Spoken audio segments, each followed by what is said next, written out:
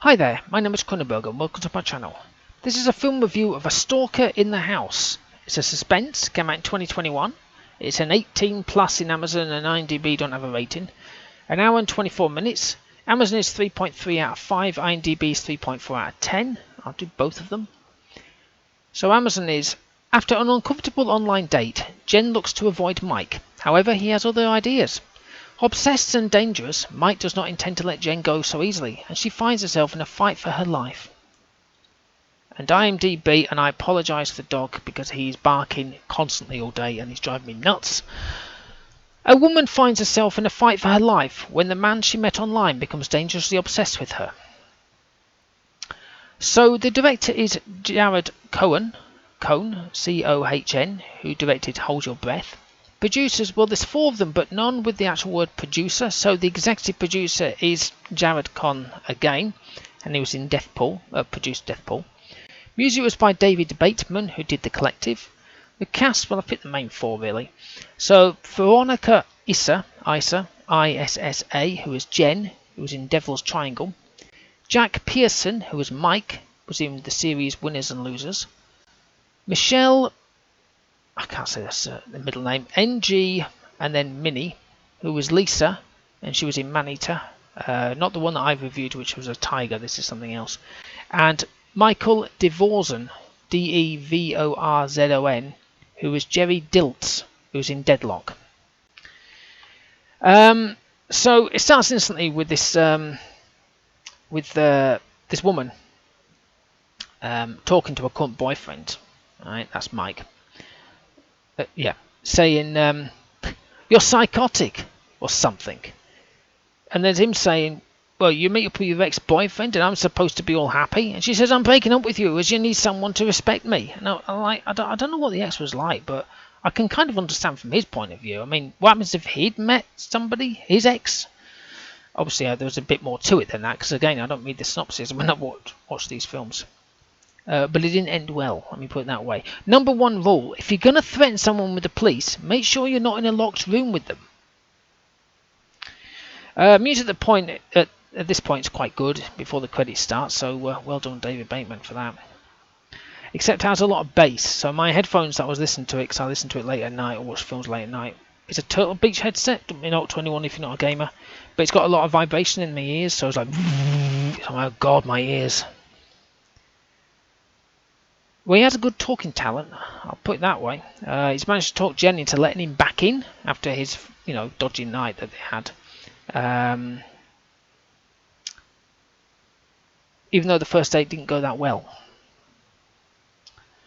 So Jen's talking to Lisa, and Lisa says you need to block him and then speak to him when he rings.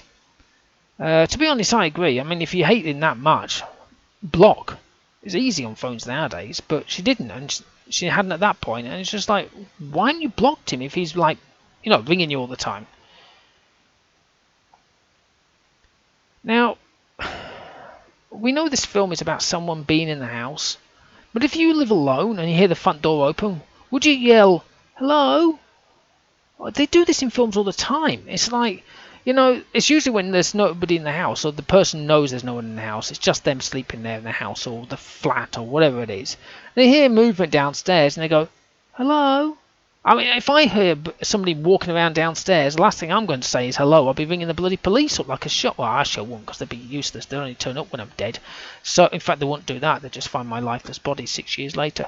But maybe I'll just go down and belt them. But then I have to do it from behind, because obviously if you do it from the front, that's assault or murder or something like that. But then the police will turn up, because then I've done some crime.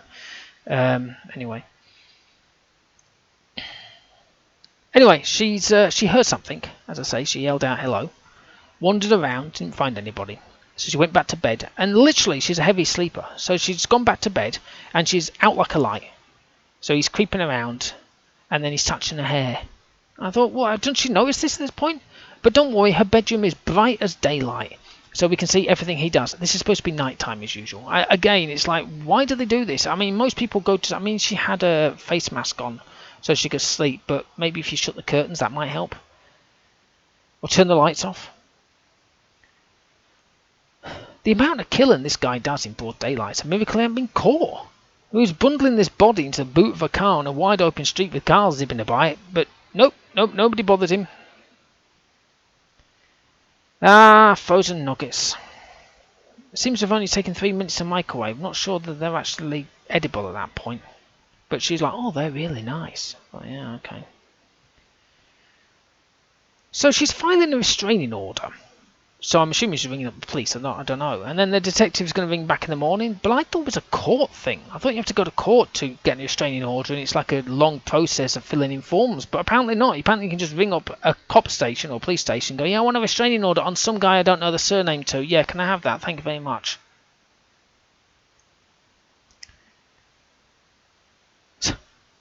So she's trying to keep him calm whilst absolutely crapping herself in her room. So he's got a gun. And for a split second, she managed to grab it, aim and fire. But he then says, the safety was on. You're just trying to shoot me. I can't believe you just tried to shoot me. You could have killed me. I was like, I think that was the whole point. But it just made me laugh when he was like, you could have killed me. Well, it was a good film. I mean, there's not much to really say. I can't really give too much on this film about. With, you know, obviously he's a bit of a nutter, but I can't say too much because it'll spoil it. But you know, I thought the final 20 minutes or so was quite intense because Jen was really good in some reactions and emotions when she was told things. Now, if you watch a lot of box office things, I mean, saying box office, but you know, the modern films, the films with actors that most people have seen or whatever, or you know, the films had a bit of money put to it. They tend to be a bit tame, or they're like, whatever, and then they can manage to do stuff. Or I mean, I watched that one with a Kim Basinger or something where she's pissing about with a bloody broken phone in a shed or something, but she was about to be attacked, but she managed to somehow build a phone from behind her with some crappy bits of electronic items. I mean, most people would just be crapping themselves and just pass out, but no. Apparently in real life that's what you can do. But well, I don't even know what the name of the film was. It was shit anyway. Yeah, I'm going to give it a 6. Believe it or not, it kept me curious. What, you know, kind of what's Mike going to do next? That's what it was like. I was like, what the hell can he do now? So yeah, I liked it. Some people didn't. I saw one rating, but you know, so be it. Just so you know, although I didn't really put him in, the director, who was Jared Cohen, was also Patrick in the film. I only know that because I didn't twig when I saw his name in the listing, because I wasn't going for his name, and then when I was doing the pictures I was like, wait a minute, that looks like that's the Patrick, and I was like, yeah. So he's not only the producer and the director, he's also starred in it. He's not like the main character, but it's quite nice that he starred in his own film. It's very rare these days.